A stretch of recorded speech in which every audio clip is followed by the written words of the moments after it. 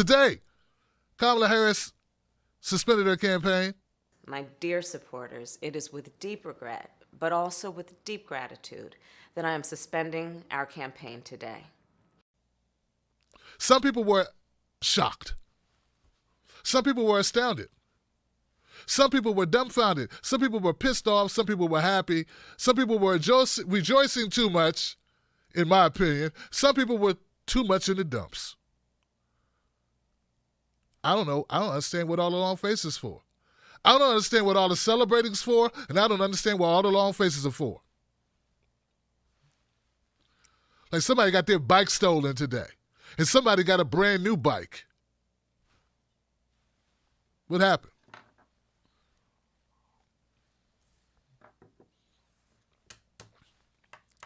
So what we have here is we have a failure to communicate, as they would say. Right? A failure to communicate. Shout out to John Witherspoon. Because we're going to have to coordinate. Oh, we're going to have to coordinate. So here it is, guys. Kamala Harris, she bows out of the race. But if you've been watching this channel, and I know you have, because you're a Tim Black's Wolfpack, you'll know I just did a video less than a week ago saying,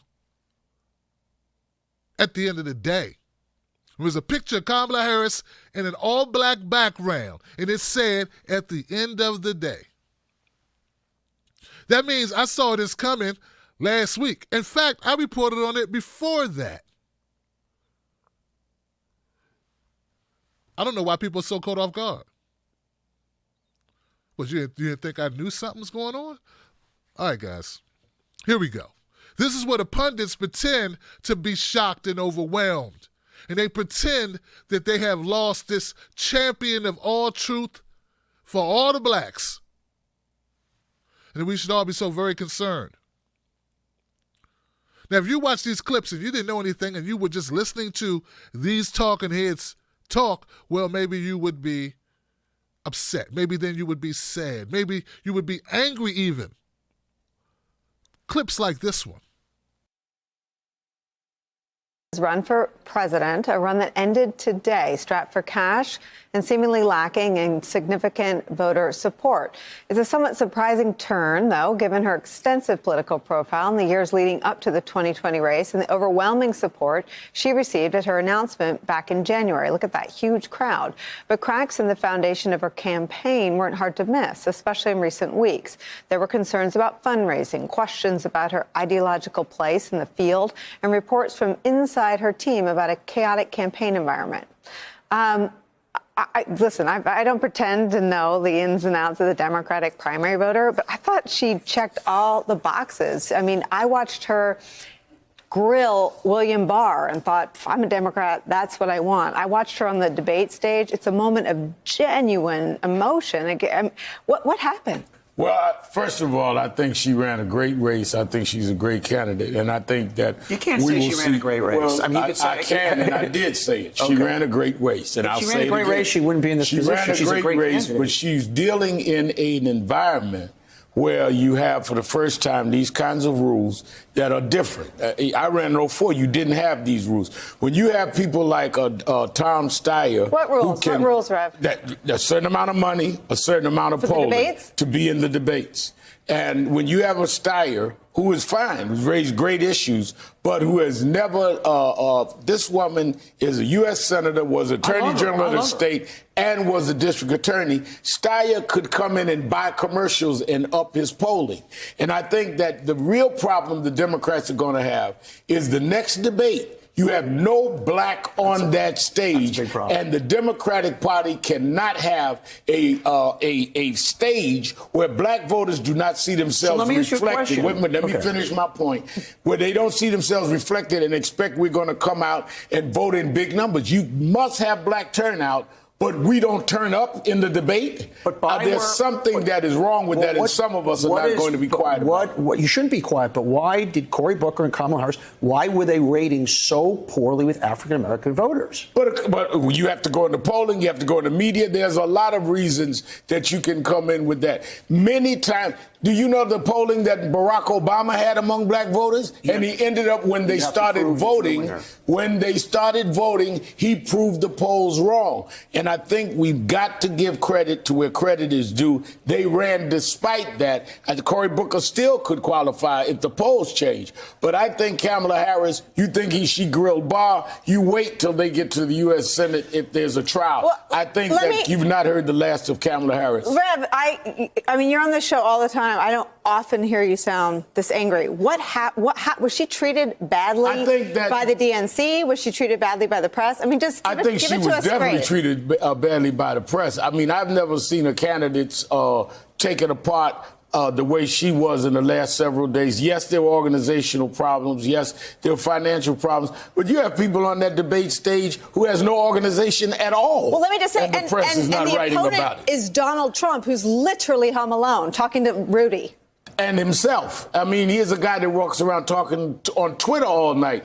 And I think, again, what a lot of assessment has to be made is how the media dealt with it. We have to look at the rules. But the bottom line, I think the general concern that I think Donnie and I share is that what are you going to say? I just did my 3-hour radio show.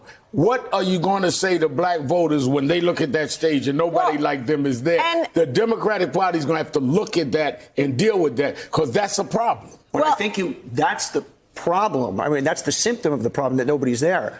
What we have to look at is why we had two, to your point, of the most experienced candidates, Cory Booker and Kamala Harris, who blow a lot of these other people away as far as their credentials, yet we're not connecting. That's what we have to look at. That black people are no different than white people, and that they just are scared, and they wanted to go with the person they think was the most electable, full stop. And I'm also going to be Switzerland here, okay? And I think you're both right.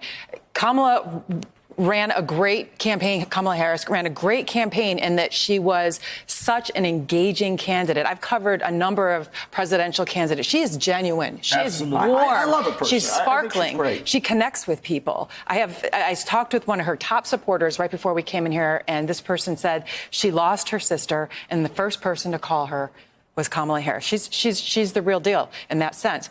But there were some real problems in terms of the leadership decisions. She had the same people who ran her California campaign running her national campaign, and there was a lot of disarray there. There were some decisions made that maybe weren't the best, and that if you're struggling financially, don't get rid of 5 people on your finance team. There were some big strategic errors.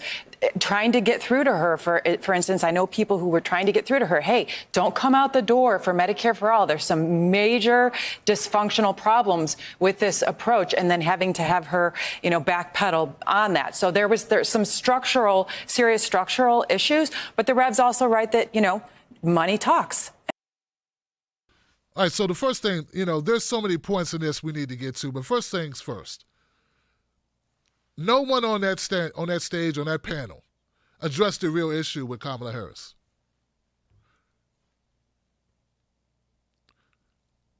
None of them. None of them addressed anything really particular to Kamala Harris as an individual. Everything is addressed from the lens of a black person, a black woman. They forget that she is an individual, a human being who has flaws. Why don't we question the talent of the politician? Never brought up. But even before we question the talent of the politician that's running in this race, be it Cory Booker or be it Kamala Harris, we got to look at what historically is the problem here. Overall, the problem is there was a candidate by the name of Barack Obama, became the first black president. He did not deliver for black people. Black people are highly skeptical of any candidate, particularly one of color at this point. They just got sold up the river by Barack Obama. He came and he said, hope and change, hope and change. We had hope, and he changed. And that's the reason why the close scrutiny of Kamala Harris. Keep it real, guys. Obama won Iowa. So as you hear these people talk all of this smack about how, I guess, racist or bigoted it is, Obama was able to pull it off. Why was Obama successful when Kamala wasn't? They're individuals. They have different styles. People brought it with Obama. They weren't buying it with Kamala. And when you listen to Al Sharpton talk about there's not going to be any blacks in the debate, and you hear Donnie try to correct him, and then Al got snippy because he's saying there's not going to be any people that look like the blacks or look like black folks on that stage, and that's going to be a problem because no one's going to look like them. The real problem is there's no one like them up on that stage, not because of color, but because of class. And not because of class only, but because of what they stand for. And it's also a problem that people think that just because someone shares a skin tone with you or shares pigmentation with you, that somehow that person is aligned with you in any way, shape, or form. So we got a couple of things we have to address here if we're going to keep it real. We got Kamala Harris, a prosecutor, former prosecutor, with no message, no cohesive strategy. To this point, to this day, even after her being out of the race, I'm not certain what she stood for. And if you're not selling something that's tangible that people can resonate with, we call it branding in the marketing game, right? What was she marketing other than being a black woman? Now, if we're not going to fall for that this time, because before we got bamboozled with Obama, that's not going to work this time. What did she bring to the table in the way of a cohesive message that she stood for? See, Kamala Harris is running on the principle that, and a lot of the Democrats are running on this, that if we just scare you enough with Donald Trump, we don't need to offer you anything. As long as we make Donald Trump the sufficient boogeyman, that's going to be enough, and that's going to make people come out. That's going to make people support you. It's not. It didn't work. You need more. I don't care if you black, white, Asian, Latino, women, female, gay, straight, whatever it is, you're going to need more than that. Kamala didn't have more than that. She was running on the fact she was a black woman, and that's just not enough. Not enough in this climate. And actually, it may work against her. And you don't need to blame white folks for it. You don't need to blame black folks for it. You need to blame Barack Obama for that. Kamala Harris wanted to put together the Obama coalition. The Obama coalition consists of black people, all the blacks, 95% of black folks that vote, and white liberals, educated white liberals. So that's the coalition she wanted to put together. She was unsuccessful in building that coalition because she could not attract blacks. And with a crowded field, looking at mediocre, middle of the road, milquetoast, not really progressive, not really moderate, not really anything candidates, she got lost in the sauce. That's it. She didn't stand out other than her identity. What else did she stand out for? Name something. Name a policy that stood out that resonates with you. Now, I know there's some nerdy folks out there who are wonks, policy wonks, who might mention when she was fighting for women's abortion rights. Okay. Do you really think a candidate can run on that alone? And even though that was something that she stood for, was it big enough? Was it diluted with all the other stuff that she threw against the wall? I think it was, Johnson. I think it was all diluted. But see, the thing that pisses me off is that I know that I'm going to have to listen to these pundits pontificate for the next few days, maybe the next week or two, wringing of fist, clutching of pearls, head on fire, running down the street, running through the internet, complaining, when they know damn well that Kamala Harris was not a good candidate. She did not run a good race. She did not have a cohesive message. She did not have a signature policy that resonated with people, that she was trying to she was trying to run a playbook that worked for the last president that needs to be burnt at this point and started from scratch. And they're not going to admit it. They're not going to stand on it. They're not going to say it. They won't even whisper it. And that those that do have the guts to whisper it will be called racist. And even those won't have the guts to say, blame Obama. Because Obama is the one who used up all of the credibility. He took all the credibility from black politicians and he pissed it away. He threw it away by selling us down the river, particularly black voters. That's how we felt. That's how we still feel. What clearer example do you need? Now, what's stuff about Tom Steyer? Don't be confused. Tom Steyer had nothing to do with the fact Kamala Harris couldn't raise money. Early primary state voters. Kamala Harris was polling badly in the primary states. That's true, 4%. That is nothing compared to where she was 2 months ago. Tom Steyer was not in this race 2 months ago. Tom Steyer just entered this race. You can't blame 4% on Tom Steyer. This is from the Morning Consult poll that just came out yesterday. Okay? Not good enough? What about national polls? Polling a little bit better nationally at 5%.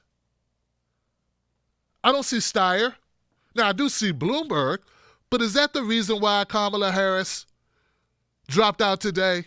I don't think it was. I don't think it was. She was doing well enough to be in the debates. Here she is, a qualifier in the debates. She couldn't raise money. That's why Kamala Harris dropped out. Money, she said it several times in her concession speech.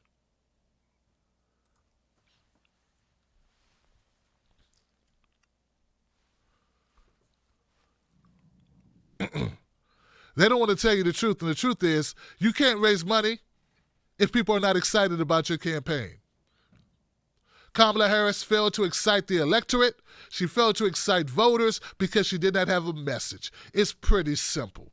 Just showing up and being a blackface ain't enough to get people to dig in their wallets and give you money.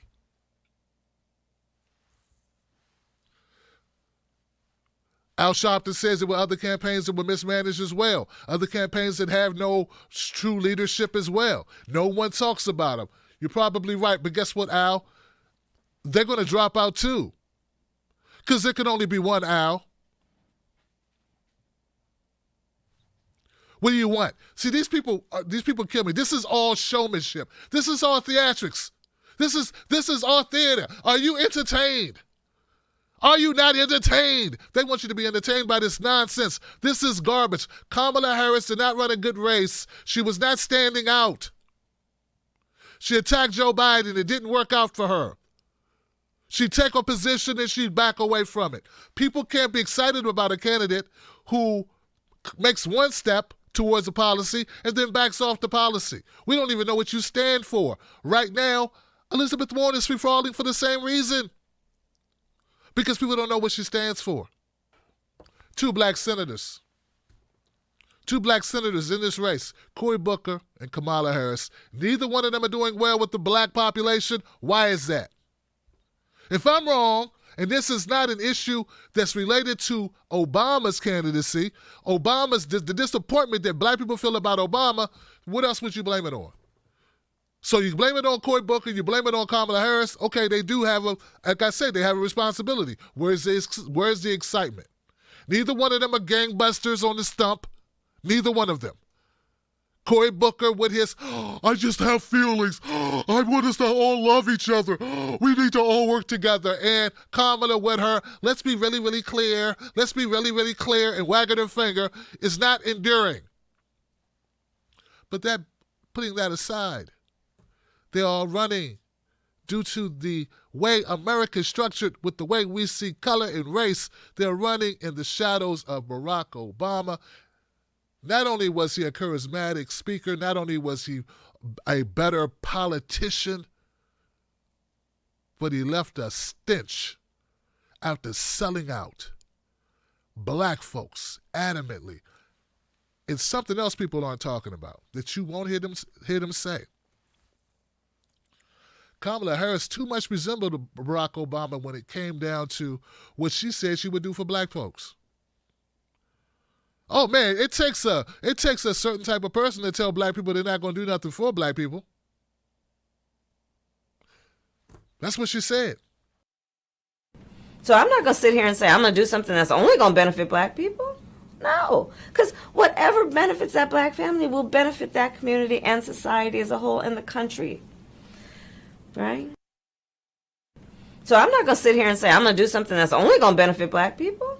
No, because whatever benefits that black family will benefit that community and society as a whole and the country. I don't usually show clips from the griot, so I don't want a copyright claim on this video. But I'll tell you this, guys.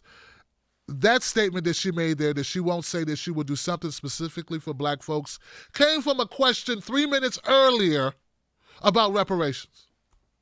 See, while everybody was eviscerating Bernie Sanders for his response to reparations questions, they left out the fact that Kamala Harris totally phoned hers in.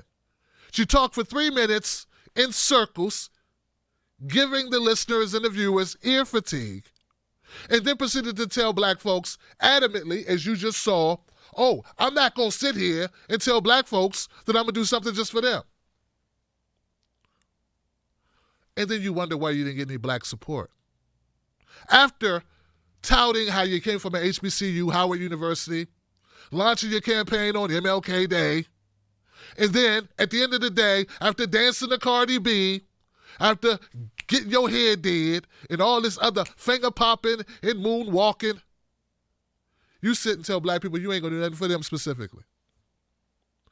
This was too reminiscent of Obama. At least, but see, in Obama's case, at least he waited to be elected first. Obama did not have the audacity. He had the audacity of hope, but he did not have the audacity of dope. To be so dopey as to tell the people beforehand, hey, I ain't got you, and I ain't going to have you, so don't come looking. Obama kept it up in the air, kept it loose. Kamala was more honest than Obama. That's why she failed. At least when it came to black supporters. Why did white support her? Why did the whites not support her? I don't know. You got to talk to them. Why didn't the Latinos support her? I don't know. Talk to them.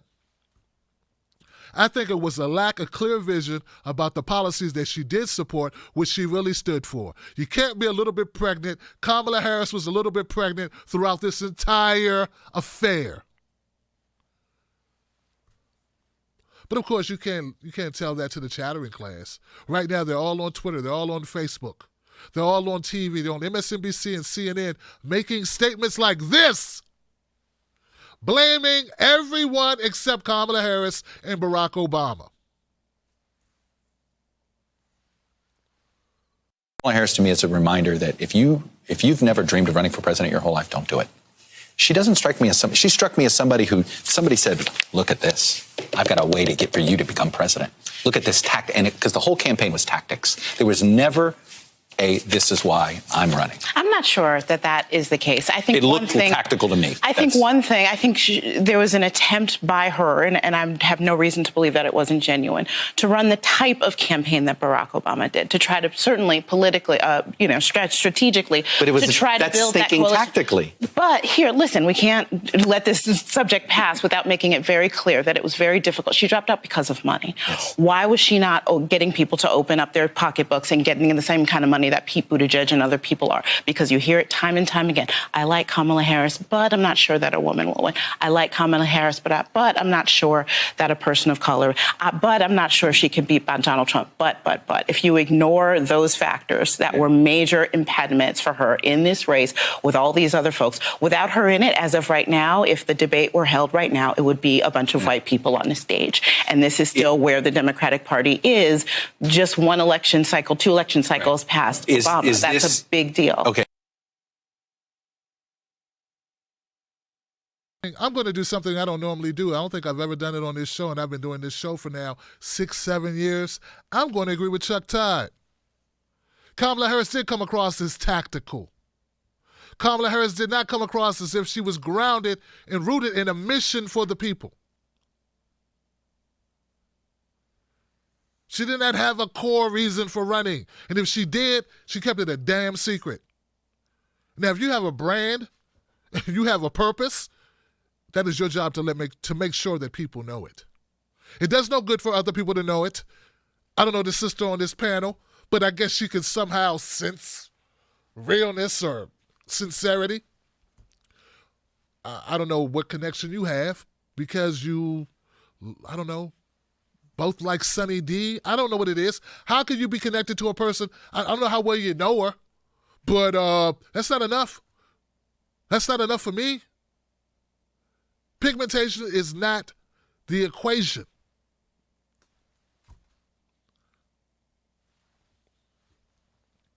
She said it was very difficult for Kamala Harris to raise money. I get that part. Why? Why was it difficult for her to raise money? Why? Maybe she didn't sell it. I'm not saying racism doesn't exist. Of course it exists. I should have 500,000 subscribers right now. I don't. Some of that's race. Some of it's me. I don't always start my shows on time. But some of it is race. Okay, I get that. But come on. Kamala Harris not raising money, some of that is her. But no one's obligated to give to your campaign, and no one's obligated to subscribe to your YouTube channel. Make it better, people will. Kamala Harris did not raise money because Kamala Harris did not have a clear vision. The same thing holds true for all things that we do. All things. Don't have a clear brand for your channel. Subscribers don't know why they should subscribe. They go, what's the reason? What's the benefit? What's the benefit? What's the unique selling proposition? What was Kamala Harris's unique selling proposition? Oh, I know. She black woman. That's it. That's all you got. That's not enough. It didn't motivate people. It may make people say, I like her. Some of them felt like they had to say that, Johnson.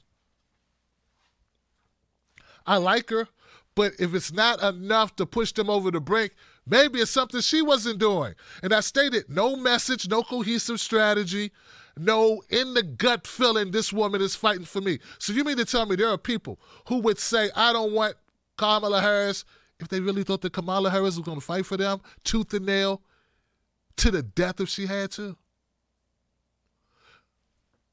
I know for me, I don't care if she was a prosecutor or not. If I felt that she was going to fight tooth and nail and she did something to demonstrate she's going to fight tooth and nail, be on her deathbed for me and my kids and my grandbaby, be there for my neighbors and my friends and my cousins, my nephews, that she was going to do everything in her power, she just told me she wouldn't. She said she would not do anything specifically for us. So maybe she would do it for the LGBTQIA family. Maybe she would do it for the Latinos and the DACAs. So I'm off the table because she already said she wouldn't do anything specifically for me. But she spoke about the Latinos and the DACA. If you told white people you weren't going to do anything specifically for white people, which one, come on, working class people, that's code for white people. Let's grow up. Let's grow up. Let's grow up and keep it 100. When you say working class people, who do you picture? This is America. I'm not saying it's right, but when they say working class people, who do you picture, Johnson? It's code word for white folks. If you said, I'm not going to do anything for working class people, you'd be done. It'd be a wrap for you.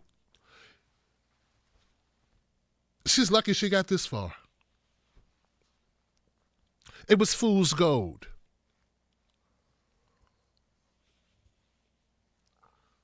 It was smoke and mirrors. Chuck Todd's Whiteman said she was tactical. She's been tactical. Her entire career has been tactical. She was progressive when she needed to be progressive. Back when she was district attorney in San Francisco, she was progressive. She needed to be. When she ran for attorney general, she became a conservative. Why? Because she needed to be. She ran to the right of the left, of a lefty attorney general. She outrighted the Republican. She was who she needed to be. Chuck Todd was right on the money. The sister knew it. She just couldn't say it because she needs to keep a job and she needs to stay in good graces and make faces and appear to be not trying to trade places.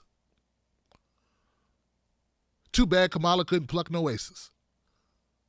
Because on a daily basis, she was rejecting us without traces.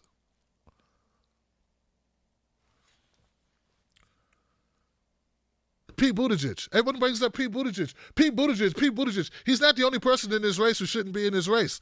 Everybody's got to go. They all got to go. Him too. One poll showed him doing well. One poll. Hell, Kamala Harris filled 10 slots. So did Elizabeth. Pete will fall as well. Pete's better at doublespeak and better on the stump, too. He's better on the stump. He's a better liar. Better bullshitter. Been doing it for a long time. What do you want?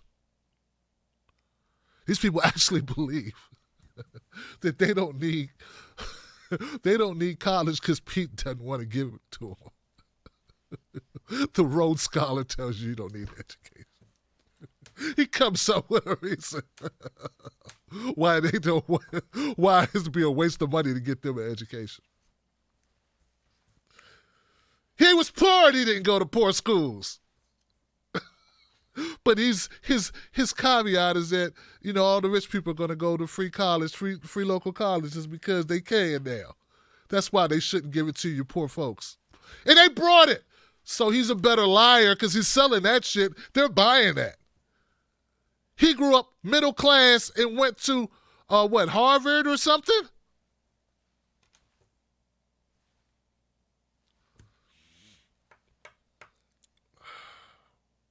Ivy League all the way. All the best schools. So anyway, back to Kamala Harris. It's not over. I have a couple more clips about Kamala Harris. This one. Let me just say, Kamala, before she was a senator, presidential candidate, she was my friend, she was my sister. And so today I'm a little angry, I have to say, that we started with one of the most diverse fields in our history, giving people pride. And it's a damn shame now that the only African-American woman in this race who has been speaking to issues that need to be brought up is now no longer in it. And we're spiraling towards a debate stage that potentially, we're still fighting to get on it, but could have 6 people with no diversity whatsoever. The way this is shaping up, especially with the rules of the DNC, it is preferencing millionaires and billionaires and a lot of other things that don't ever translate into viability in Iowa. But is it the DNC's fault, or is it the electorate's fault, or is it the sequencing of Iowa and New Hampshire? You see what I'm saying? Yeah, I'm not even thinking it's the sequencing or the electorate. Well, you can't talk smack about Iowa. I will. Listen, Iowa selected the only African American president we ever had. Yes, fair counterpoint. And we know that the things that matter. The Kerry campaign told us this. The Obama campaign. All the people who were polling well behind and went on to win. They said, "Hey, Corey, focus on your popularity in the state. I'm number 3 in net favorabilities. Focus on your organization."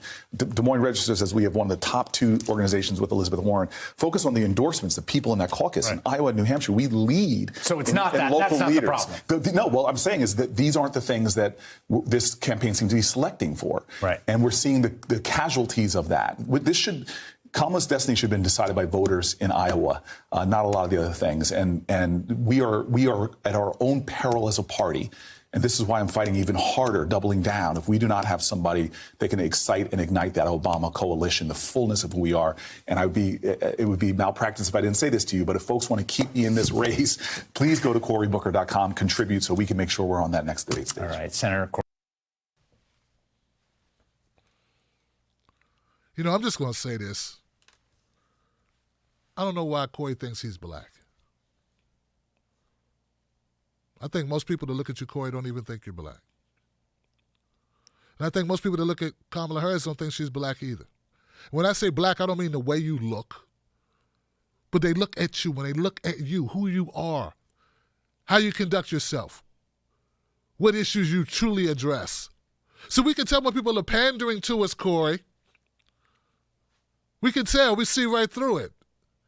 Inauthentic, making up stories about T-Bone, Kamala Harris pretending she's a down sister. Meanwhile, locking up black people like hotcakes. You, stop and frisk Mayor of Newark. Maybe people aren't as dumb as you think they are. We're going to have to, keep it a little real. And I know there are people that eat it up. They're so used to, oh, we're so oppressed, we're so beat down. And all that is true. We are oppressed. We're on the bottom. It sucks. We shouldn't be. We built this country for free. But a vote of no confidence has carried the day when it comes to Kamala Harris and Cory Booker. And that's not self-hate. It's just you don't seem authentic enough to be really even making these claims. And it's a shame that you don't know that by now. And I think white people know it too. I think they know it. I know I got friends, white friends from West Virginia that can see right through you, Cory, and know there's a big difference between you and I. And I know you're a Rhodes Scholar. But do you know black? No, you really don't. You know money. Both of you are detached. So this whole argument about, oh, we're black and we need someone black on stage. No, we need a fighter on stage. We need a champion on stage. It doesn't matter what color they are. In fact, folks, I'm of the opinion that we don't need a black on stage. In fact, we might do better without a black. Last time we had a black, we were told, pull our pants up, don't be thugs, and don't come asking us for nothing either. That's the last time we had a black president. Maybe we don't need any more black presidents, because when we get a black president, they get to not do anything for black folks, and people can't say anything because then they're called traitors or coons. That won't happen with a white president. They won't be able to just ignore us. And you sat by and you let him do it. You, Cory, you sat by and let Obama ignore us. So what are you going to do if you got in there? The same thing. They got this thing trending right now. Primaries so white. As if that's the most dangerous, most destructive thing that we can have is white people up on the primary stage. I thought Tulsi Gabbard was going to be up there, and thought Andrew Yang was going to be on that stage. Aren't they? Aren't they going to be on the stage? I thought they were people of color. Oh, now we don't want to use that term. Well, I agree with you. There is a difference between people of color and black people. But not if you don't represent black people. Not if you're always afraid that you're going to piss off white people to the point where you don't represent black people anymore. You're beige or something. You're something else. I don't know what it is. You're you're black when convenient. You're black when it's only convenient to you, which is an inconvenience to us. And that's just the honest, flat-out truth about the whole matter. And there are people pissed, but they know I'm right. You can't truly be as goofy as you claim to be without putting on an act, man.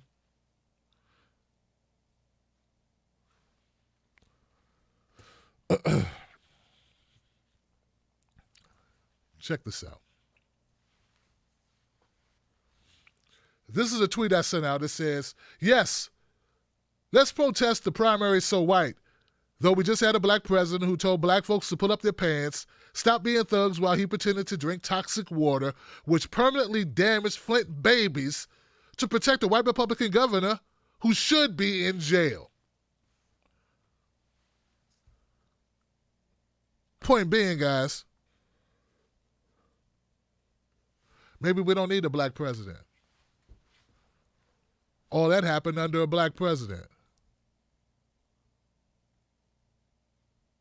Can you hear me now? Come on, Johnson, there's more.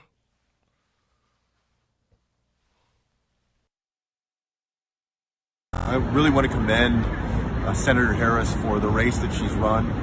She's one of the most qualified people running, and throughout this campaign, she has run her campaign with class and with dignity.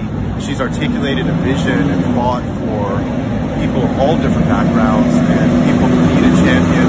I think about Senator Harris as a child of immigrants, as somebody who has been fighting for an America where everybody counts.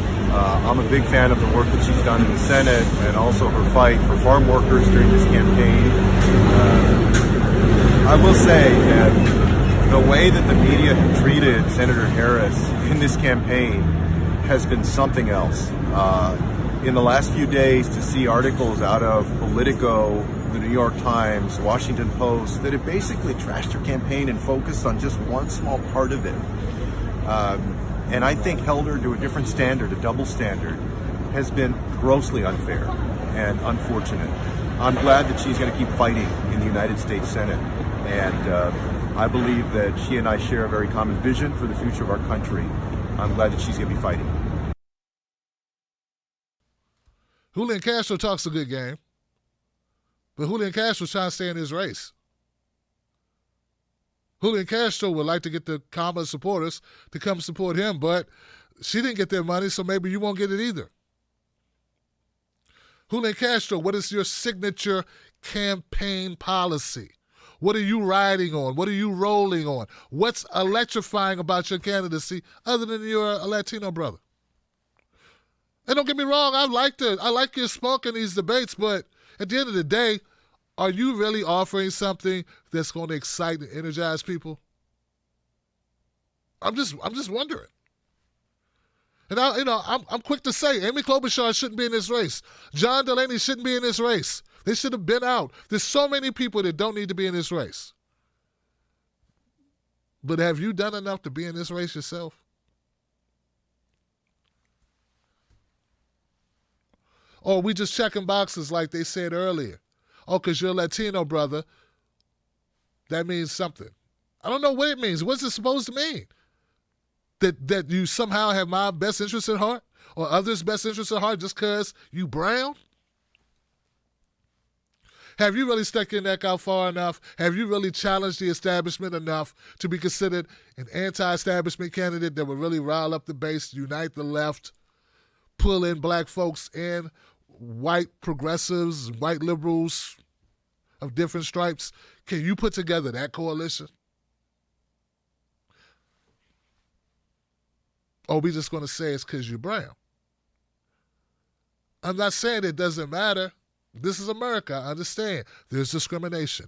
Everyone looks at each other differently based on color, based on race, based on religion, based on ethnicity, based on orientation, based on gender. I get all of that. And I agree. That plays into it. But damn it, that's the way the world is. So now that we accept this is the way the world is, what we going to do? Because meanwhile, we got a race coming up in 2020. People just woke up yesterday, Johnson, and realized there's racism and discrimination and gender bias and people orientation. People just waking up and realize this. Why'd you go into politics? You knew this, right? You knew you were American, right? You know. We all know, right? How'd you become HUD secretary in a racist-ass country like America? You did it. You were appointed, right? Right.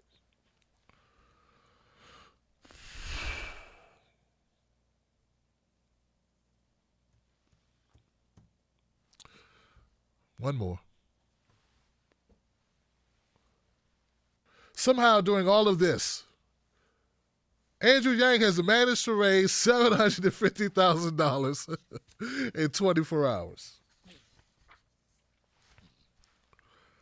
And look, and I do that to show you something. He's not white, right? He's not white. He's not a white guy, right?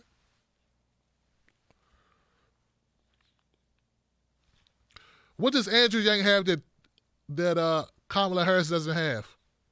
What's different about Andrew Yang than Kamala Harris? And what's different about Andrew Yang than Cory Booker and Julian Castro? He has a key policy, a signature policy that excites people. That's what it is. He's not an eloquent, he's funny. He's funny. He's affable. He's likable as well. That works. Yeah, we could throw that in because that matters. So he's fun. He's got a great sense of humor. And he's got a policy that that he brought to the table that no one else was talking about called UBI, his version of the freedom dividend. Maybe if Kamala Harris, Cory Booker, and Julian Castro had one of those policies for themselves, maybe then people be excited about them. And do you really think, I mean, I've seen all colors of people responding to Andrew Yang because they're responding to the policy.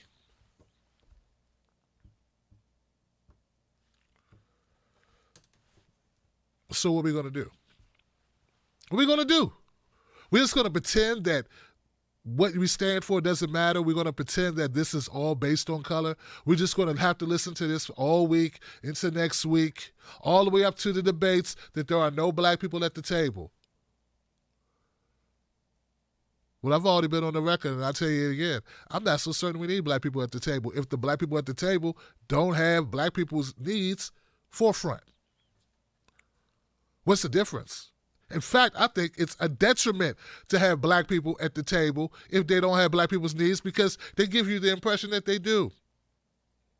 Just by sheer color, because of the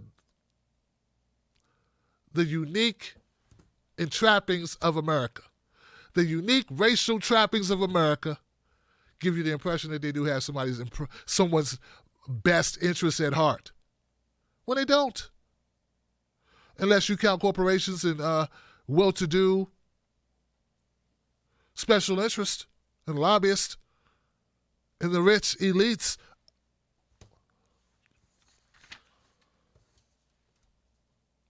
Look, I didn't want to come here and tap dance on Kamala Harris's corpse. That's not my goal. But I won't sit here and be insulted by pundits just because they brown telling me how this is the end of the world. Because Kamala Harris, a former prosecutor, an attorney general who wasn't trend-setting, where's the monuments to all of the risks that she took in order to free black people in California?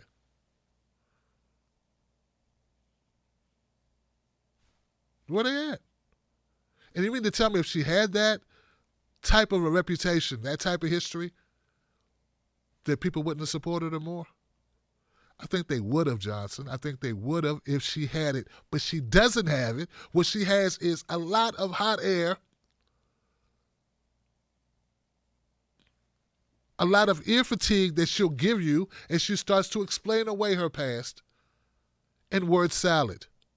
Well, just so happens the people in Iowa, the people in South Carolina, don't much like salad, it appears.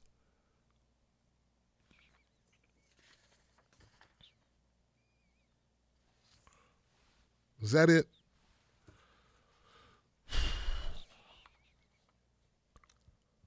Trying to think if I have anything else. I think I got one more thing that's worth showing. I really want to commend Senator Harris for the race that she's run. She's one of the most qualified.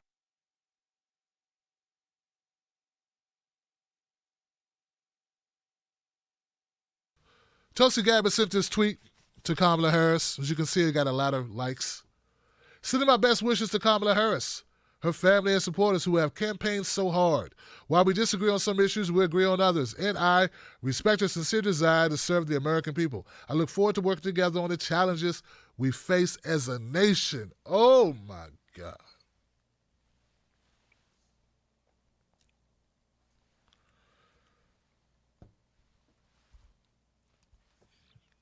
That didn't go over so well.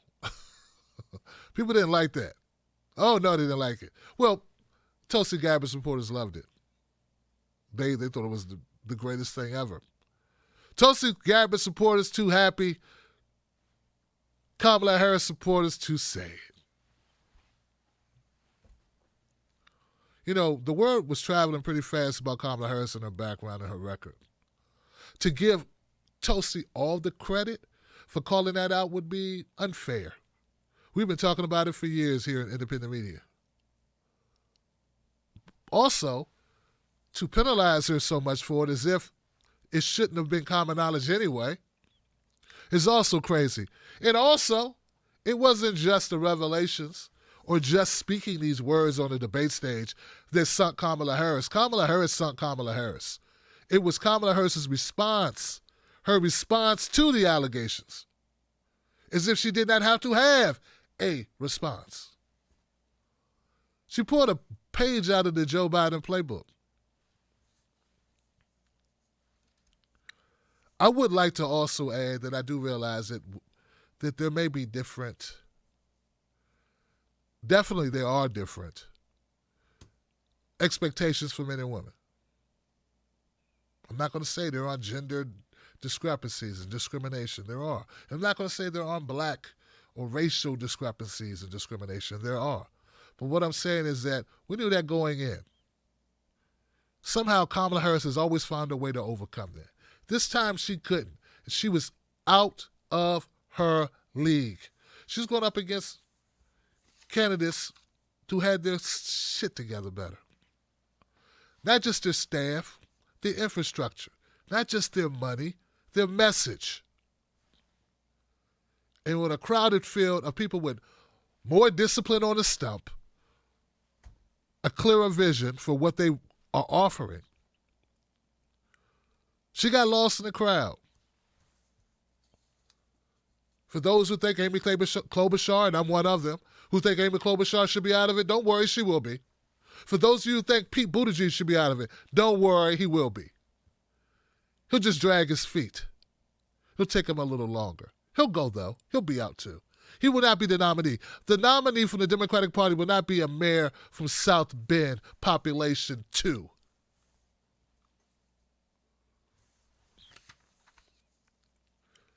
His campaign is going to die a slow death. Kamala's just died quicker. Also, it's also important to note, Kamala Harris, she dropped out. She was in the debates. She qualified for the debates. So I don't know how racially discriminated she was or how sexist and misogynist the electorate was. She qualified for the debate. Julian Castro didn't qualify for it. Cory Booker hasn't qualified for it. Right? Right? Let me check. Let me make sure. Who qualified for this?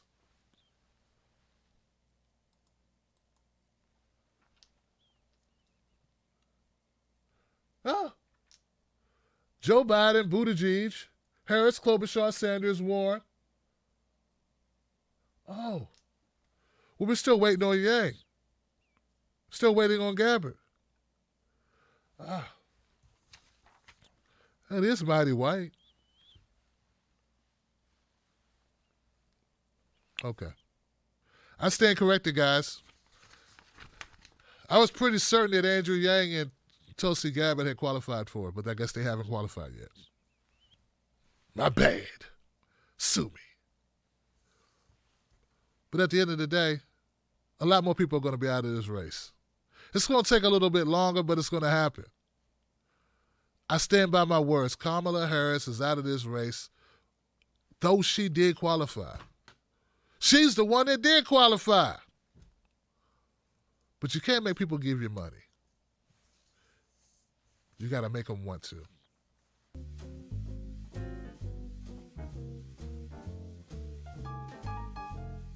Become a member of the Tim Black Wolf Pack today right here on YouTube or go to patreon.com, Tim's Take Live. Do it today. Wolf Pack.